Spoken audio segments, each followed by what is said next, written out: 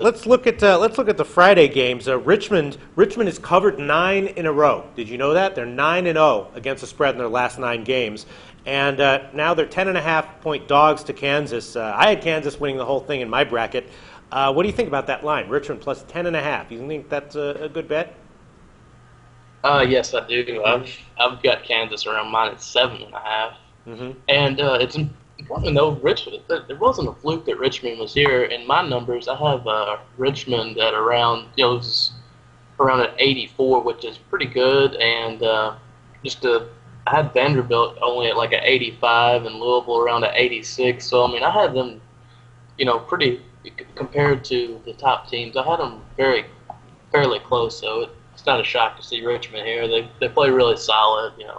Kind of a half court kind of game, and they're really well coached. So and the thing that I do like Richmond is Illinois has really slowed the tempo down against Kansas, and Richmond definitely has the ability to do the same, and Kansas does have Bill Self, who struggles to defeat a lot of teams where he's out coached, which turns out to be a lot for the most part. So 10.5.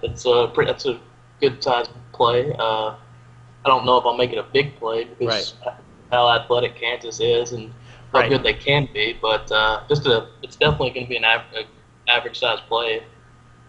Because a lot of times, sometimes you see, situations like these where you have a team like Richmond that is underrated, and they wind up covering a ton of games in a row against mid-range teams and even upper mid-range teams or lower top-range teams. But then when they really go up against the number 1, 2, or 3 teams in the country, the talent differential becomes very important, and they wind up getting blown out by in a blowout. But you don't see Kansas as having that kind of talent or likelihood of a double-digit win.